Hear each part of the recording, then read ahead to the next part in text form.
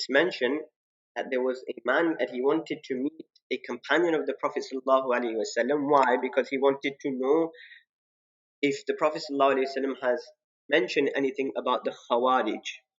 So one time they met a Sahabi called Hazrat Abu Barza radiallahu anhu, and they asked him that, have you heard the Prophet sallallahu alaihi wasallam speaking about the Khawarij? So he said, yes, I have heard the Prophet ﷺ speaking about the Khawarij, and he mentioned a narration in detail. At one time, the Prophet ﷺ, he had some wealth, and he was distributing that wealth of booty, which you earn from the battles. So he was distributing this wealth, and he gave it to those on his right and his left, and he didn't give the wealth to those behind him. So now a man from those who were behind the Prophet ﷺ, he stood up and he said, Ya Muhammad, you have not done justice. You were not just in your distribution. This man was a man who had a dark complexion, and he had no hair, and he had two garments, two white garments. So when the Prophet ﷺ heard this, he became angry. And he said that, by Allah, you will not find a person after me who will be more just than me. You are calling me unjust? Believe me, after me, you will not find a person that was as just as me. And then the Prophet ﷺ said that they will emerge during the end of times such people as if this person, Dhul Khuwaysara, the one who objected and called the Prophet ﷺ unjust, as if this person is from them. يقرؤون القرآن, they will recite the Holy Quran. لا يجاوز تراقيهم, that the Quran, it will not surpass their throat. It will not go past their throat. And they will leave the religion just as a arrow leaves an animal. And their alamat and their sign will be to be bald, not to have no hair.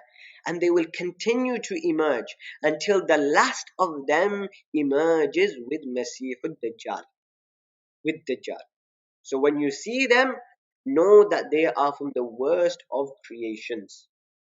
So here, who are these people? They are known as the Khawarij. Who are the Khawarij? To understand this narration, we have to go very deep into history. So I'm going to try and make this very brief without going into too many details. I'm going to try and keep it very short. That during the time of Hazrat Uthman radiallahu anhu, Hazrat Uthman, as we all know, that he was martyred. And when he was martyred, there became two groups of people. One were those who were calling for qisas, that revenge be taken with those immediately who killed Hazrat Uthman radiallahu anhu. And on the other side was Hazrat Ali radiallahu anhu, who said, yes, we will take revenge from them, but not immediately. First, we need to find out exactly who they are, and he had other reasons as well. So he said, not immediately. So now, because of this matter, there became a slight dispute between these two groups, between Hazrat Uthman and between Hazrat Ali radiallahu anhu and the second group, which was led by Hazrat Muawiyah radiallahu anhu. And eventually, this led to a big battle between the two. There was one known as Jang-e Jamal, and there was the second battle, which was known as Jang-e Siffin, the Battle of Siffin, these two battles. So, when this battle took place, the second battle, Jang-e Siffin, initially, Hazrat Ali radiallahu anhu, he was winning this battle. And it was quite clear he was going to win this battle. So the opposition party, Hazrat Muawiyah's party, they decided, okay, let's reach an agreement. Instead of our party members, our group members being killed, we're going to lose this. So now let's try and look for some agreement. So they came to the agreement, or they posed an agreement to Hazrat Ali radiallahu anhu, that let's reach a solution where you have an arbitrator, we will have an arbitrator. We have a third party that will allow us to reach some sort of agreement at the end. Hazrat Ali radiallahu anhu, initially, he wasn't convinced with this. He didn't want to. But those who were part of his group, they sort of forced him that, yes, we are happy with this. Let's go through this. So then Hazrat Ali radiallahu anhu eventually agreed to this. and they went through this arbitration system.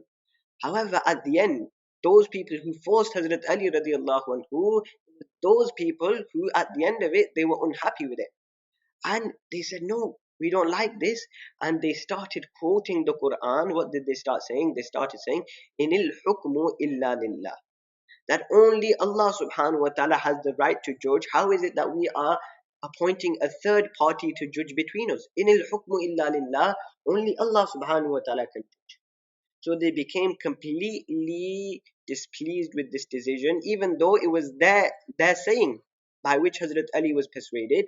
And now they sort of cut off from Hazrat Ali radiallahu anhu, and 10,000 of them, they went to another area, Haruriya, and they resided there. And that is the long story short, basically. Eventually, Hazrat Ali radiallahu anhu sent Hazrat Ibn Abbas radiallahu anhuma to them to sort of convince them, to talk to them logically. And some of them actually took some heed and they returned, but there was still a large number, roughly 4,000 people who remained, and they remained the enemies of Hazrat Ali and Hazrat Muawiyah. And they said, whoever is happy with their decision, they are kafir, they are disbelievers. And some of the beliefs of the Khawarij are the following: that they do ta'wil of the Quran Kareem, meaning they interpret the Quran Kareem, those verses which were actually regarding the disbelievers, they take it to mean the believers. So, for example, I mentioned just now that Hazrat Ibn Abbas radiallahu anhuma, he went to go talk to them to try and persuade them to make them, understand.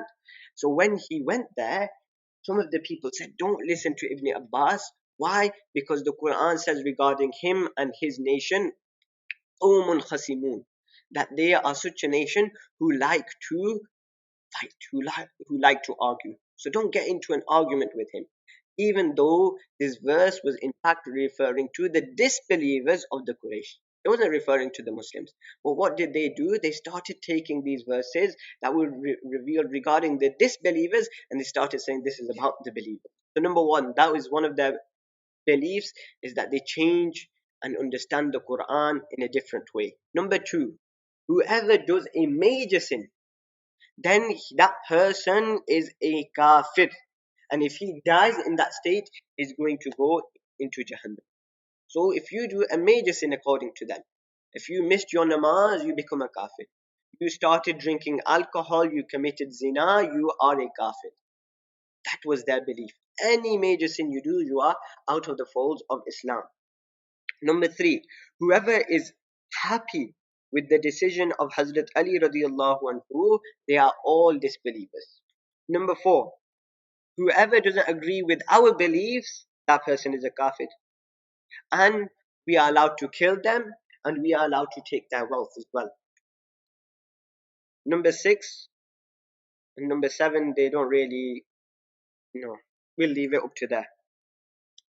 And the Prophet ﷺ has also mentioned a few other descriptions of these people. He said that they will be young and they will be very foolish and they will say from the speech of the best of people. And the muhaddithin mentioned this is referring to the Prophet ﷺ, and the Prophet ﷺ would recite the Quran. So what they're actually referring to is that they will quote from the Quran Kareem. And we have just mentioned how what the Prophet ﷺ is referring to, that they will quote from the Quran Kareem, but it will be the wrong understanding. And he also mentioned that when you see them, you will see their worship and you will think of your worship to be less in compared to theirs. They will be very good, in the narration we just read, that they will be reciting the Quran Kareem, they will be reading the Quran Kareem, they will be frequent, until it's mentioned that these people, they were known as the Qurra, that all they would do is spend their day in reciting the Quran Kareem. They were known as the reciters. But the Prophet ﷺ is saying that don't look at their outer worship. Their hearts inside will be on the wrong way. This is why it's mentioned that they will recite the Quran, but the Quran will not go past their throat, meaning it will have no effect on their heart.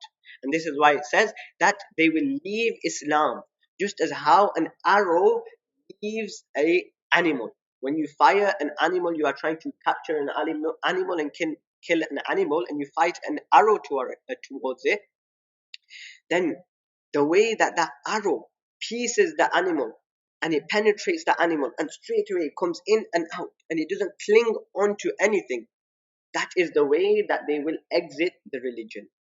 That is, there are two groups. Some people say these people are disbelievers, Khawarij, they are disbelievers, and they use this part of the hadith that they will leave Islam.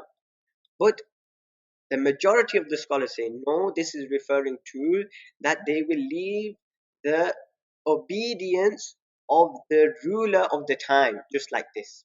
And they say that despite their misguidance, مع ضلالتهم, they are a group من فرق المسلمين, فرقة من فرق المسلمين, that despite their misguidance, they are a group from the groups of Muslims. This is the opinion of the majority of the scholars.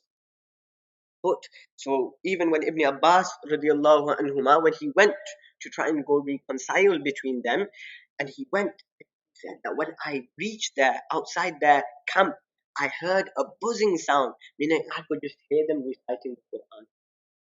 So their outer worship was very good, but the Prophet ﷺ is saying, don't be influenced by that. They will be very corrupt from the inside. So their one name is Khawarij.